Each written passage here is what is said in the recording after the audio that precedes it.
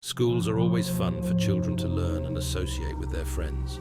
However, there are times when the walls of a school are filled with fear and confusion during lockdowns. Here are 3 true school lockdown horror stories that will send chills down your spine. While the accuracy of these tales may be debated, the terror they instill is all too real. Number 1. The Man in the Hallway.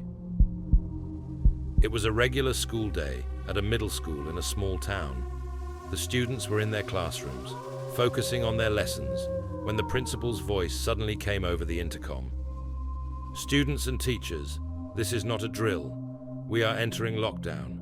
Please follow protocol immediately." The classroom teacher quickly locked the door and told everyone to get under their desks. The atmosphere shifted from normal to tense in seconds. Whispers and nervous giggles were exchanged between the students, but their teacher was visibly shaken. Minutes passed, but it felt like hours. The sound of footsteps echoed in the hallway. At first, it sounded like just one person walking, and then the noise grew louder, as if more people were moving. The students were told to stay quiet, but curiosity got the best of one boy. Slowly, he crawled toward the door and peeked through the small window. He froze. In the dimly lit hallway, a man dressed in dark clothing stood in front of the door, looking in the opposite direction. He was holding something in his hand, what appeared to be a knife. The boy quickly moved back, trying not to make a sound. Suddenly, there was banging on the door. The man tried to get inside, twisting the handle violently. The banging continued for what felt like an eternity, but eventually, it stopped.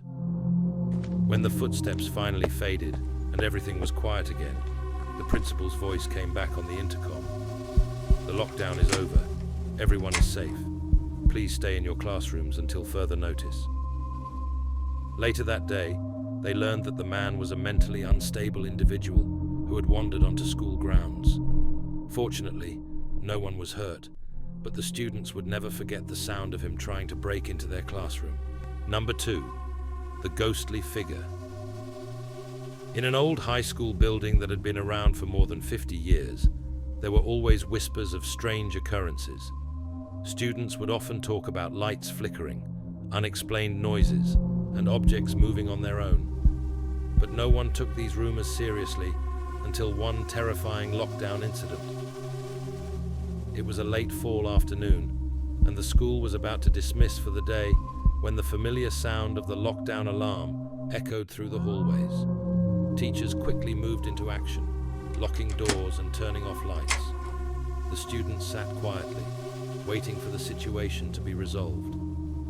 In one classroom, a group of students sat in the back, talking in low tones. One girl named Sarah, feeling a bit nervous, got up from her spot and made her way to the window. She figured if the doors were locked, she might as well see what was happening outside. As she checked through the blinds, she saw something strange in the courtyard. A figure stood there, not moving, just staring at the school. It was dressed in an old-fashioned school uniform, like the kind students wore decades ago. Its face was pale and blurred, almost like it wasn't there. Sarah felt a cold chill run down her spine and backed away from the window. She whispered to her friends, telling them what she saw. Curious, a few of them crept to the window as well, but when they looked outside, the figure was gone. Minutes later, there was a loud knocking on the door. The teacher, trying to keep everyone calm, told the students to stay put. The knocking grew louder and more insistent, echoing through the room. The teacher whispered that no one was supposed to be outside. Suddenly, the knocking stopped, and the sound of footsteps moved down the hall. After a few moments of silence, they heard a blood-curdling scream from one of the nearby classrooms. Panic spread through the students. When the lockdown was finally lifted, the school staff rushed to the room where the scream had come from. Inside, they found a group of students huddled together, terrified. They claimed they had seen the same ghostly figure Sarah had spotted in the courtyard, standing at their classroom door. No one could explain what had happened, and the school staff dismissed the sightings as nothing more than the students' imaginations running wild. Number 3. A teacher's nightmare. It was my first year of teaching at a local high school, and I had no idea that a regular school day would turn into one of the scariest experiences of my life. All of a sudden, I heard 3 sharp bangs, followed by terrified screams. My heart raced as I quickly checked my phone and saw a notification. There was an active shooter in the building. Fear surged through me, but I knew I had to act quickly. Without thinking, I sprinted to the classroom door and flung it open. The hallway was chaos. Students were running in every direction, papers scattered everywhere, and panic filled the air. Instinctively, I started yelling for the students to come into my classroom for safety. One by one, they rushed in, their faces pale with fear. By the time the hallway was empty, I had more than 30 students huddled in the back of my classroom. Once I was sure no more students were in sight, I closed the door and locked it. I quickly turned off the lights and directed a few of the stronger male students to help me barricade the door with desks and chairs.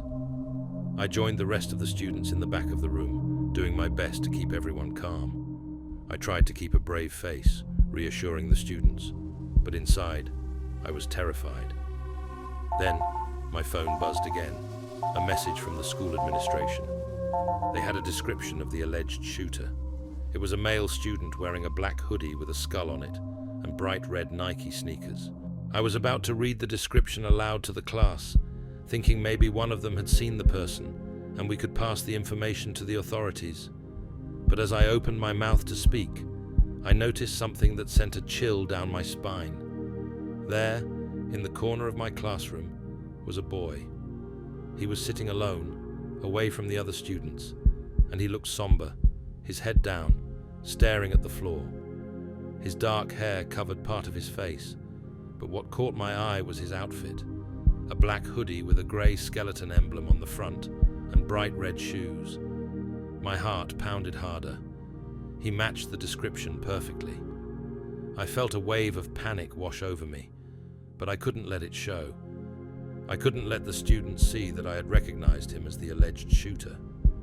Keeping my voice steady, I grabbed my phone and sent a quick text to the principal, explaining the situation. It wasn't long before we heard loud banging on the classroom door. My heart jumped, but this time, it wasn't the shooter, it was the SWAT team. They called out for us to slowly exit the room with our hands raised.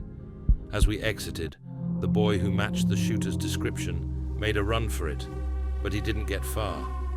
Officers quickly detained him. Later, it was reported that the boy had fired 3 shots at the school, but luckily, none of them hit anyone. We also learned that he had been struggling with serious mental health issues and was sent to a treatment center for help. These experiences are reminders of the real fears that exist even in places where we feel safe. Lockdowns are meant to protect us, but sometimes they reveal just how vulnerable we truly are.